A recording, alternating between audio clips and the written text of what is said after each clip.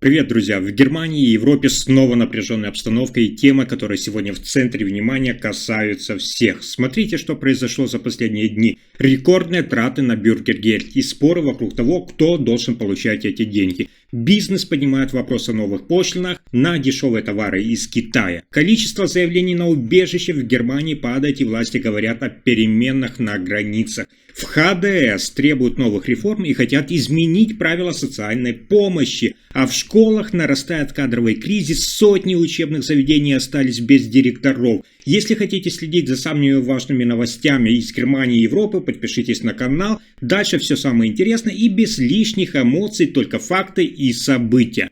Итак, сразу для справки скажу, что в 2024 году государство направило рекордную сумму на выплаты бюргергельд. Почти 46,9 миллиарда евро. Это на 4 миллиарда больше, чем в 2023 году, и стало новым историческим максимумом расходов. Общая цифра охватывает примерно 5,5 миллионов получателей пособия, из них почти 4 миллиона – это трудоспособные взрослые, которые могли бы работать. Распределение расходов между гражданами и лицами без местного гражданства оказалось почти равным. Около 24,7 миллиарда евро. Это 52,6% было выплачено гражданам, и 22,2 миллиарда евро, это 47,4% иностранцев. И, внимание, среди иностранцев значительную долю составляют именно беженцы из Украины. На них пришлось около 6,3 миллиарда евро выплат в 2024 году. Эксперты объясняют такой резкий рост расходов главным образом значительным повышением размерных ставок в 2023-2024 годах, как компенсация за инфляцию. В 2025-2026 году прогнозируется стабилизация выплат без дальнейших повышений. По оценке Института рынка труда, если на 100 тысяч человек меньше будут получать бюргергельд, государство сэкономит, внимание, около 3 миллиардов евро. На фоне роста занятости среди тех, кто получает пособие, ожидается постепенное снижение платежей. Критика расходов вызвала резкую реакцию политиков. Представитель оппозиции предложил исключить иностранцев из системы выплат, назвав их рост чрезмерным. В ответ эксперты профсоюза подчеркнули, что исключение определенных групп не решит проблему, а может затормозить интеграцию и вызвать социальную напряженность.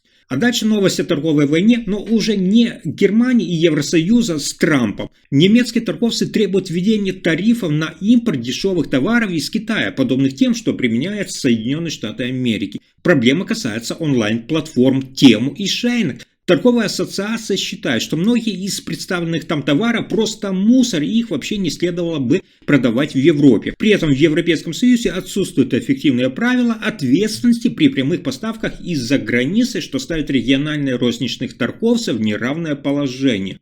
Генеральный директор немецкого производителя и поставщика автозапчастей для легковых и грузовых автомобилей Стефан Гент подчеркнул, цитата, «Нынешние меры, такие как отмена порога для беспошлинных посылок, недостаточны. По его словам, должно быть требование от платформ подтверждать соответствие стандартам качества, экологическим и потребительским нормам, или их следует временно остановить до приведения процедур в порядок».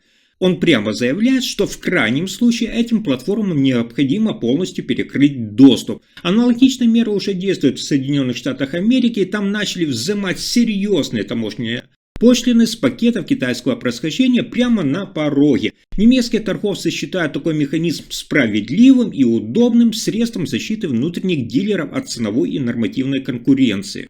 А вот следующая новость – это то, что тревожит последние года Германию. Министр внутренних дел Александр Добрит объявляет о значительном снижении числа новых заявлений на убежище в Германии. С января по июль 2025 года было подано примерно 70 011 первичных заявлений, что почти на 50% меньше, чем за тот же период годом ранее. По данным других источников, в первые 6 месяцев 2025 года зафиксировано около 61 300 первичных заявлений, что также свидетельствует об уверенном снижении на уровне 43-45% по сравнению с прошлым годом. В результате Германия впервые за долгое время уступила первое место среди стран Европейского Союза. Теперь она на третьем месте по числу новых заявлений, уступая Испании и Франции.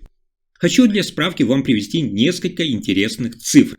Многие запросы поступили от граждан Афганистана, это 22%, Сирии 20% и чуть меньше от турецких граждан, 11%. Свою политику Домбрит называет продолжением миграционного поворота. Он отменил прежнее указание не возвращать людей прямо на границе, усилил контроль и расширил количество пунктов проверки на границах. Он уверен, что такие меры еще больше уменьшат нелегальные въезды и укрепят контроль над миграционными потоками. До конца июля было зафиксировано 9506 возвращений, включая не только тех, кто попытался въехать без документов, но и тех, чьи заявления отклонены на этапе предварительной проверки. Критики, в том числе правозащитники и эксперты по миграции, предупреждают об угрозе нарушения законодательства и Европейской конвенции, особенно в ситуации, когда люди возвращаются без полноценного рассмотрения их статуса и прав на защиту.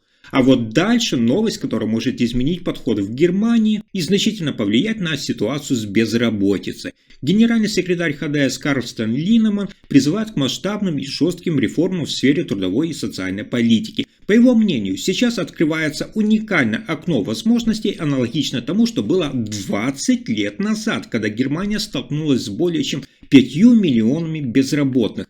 Тогда лидером перемен стал канцлер Герхард Шрёдер, реализовавший реформы агента 2010 с принципом поощрения и требования. Линнеман подчеркивает, это было смело. Такой же смелости нам необходимо и сегодня. Он призывает нынешнюю коалицию к настоящему структурному обновлению и заявляет, что к грядущей осенью требуется начать настоящие реформы по ключевым направлениям рынку труда и социальной системе. При этом Линнеман акцентирует внимание на резкой перестройке Бюргергельд. Он требует идти в саму суть системы и завершить с декларативными мерами. По его мнению, нельзя просто вспоминать санкции, нужно создавать реальные инструменты, обеспечивающие обязательно трудоустройство способных к работе. Тех, кто отказывается, следует лишать помощи полностью.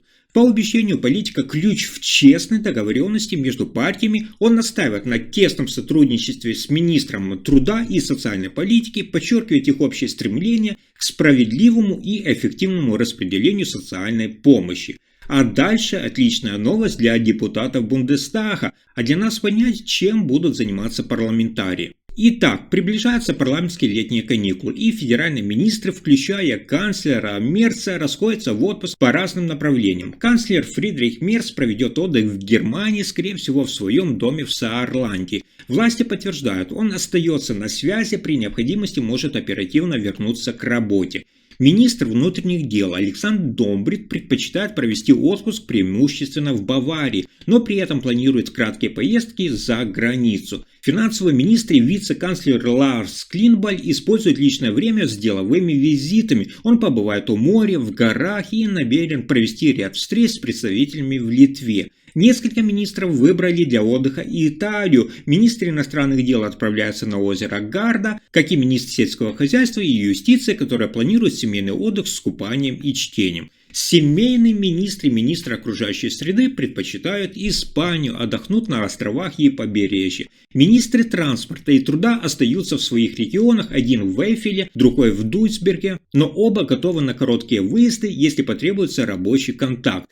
По оценкам экспертов, такой график позволяет снизить нагрузку, но сохранить возможность экстренной мобилизации власти. Таким образом, политический Берлин на время останавливается, но кадровая мобильность остается, даже в отпуске ключевые фигуры правительства остаются на связи, а многие решения и обсуждения продолжаются дистанционно.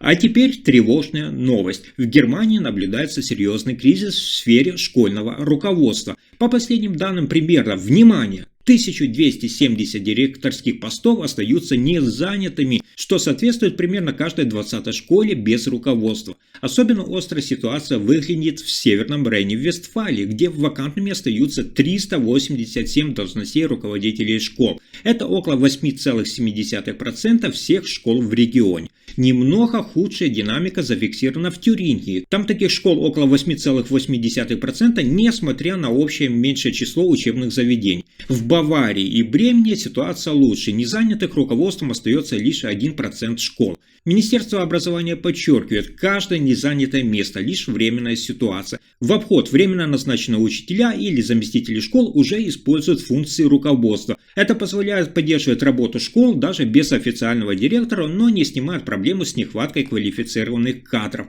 Профильные эксперты предупреждают, отсутствие постоянного руководства серьезно снижает эффективность работы школы. Школы без директора испытывают сложности в управлении персоналом, бюджетом и внешними партнерствами. В ряде регионов уже вводятся меры поддержки, например, кадровые ассистенты, освобождение руководителей от части преподавательской нагрузки, программы подготовки будущих менеджеров образования. Таким образом, ситуация остается тревожной, тысячи школ работают без формального руководителя, и лишь комплексный подход через поддержку, подготовку и системные изменения могут обеспечить устойчивое управление и повышение качества образования в длительной перспективе. Если информация оказалась полезной, ставьте лайк, подписывайтесь на канал и делитесь видео. Спасибо за просмотр.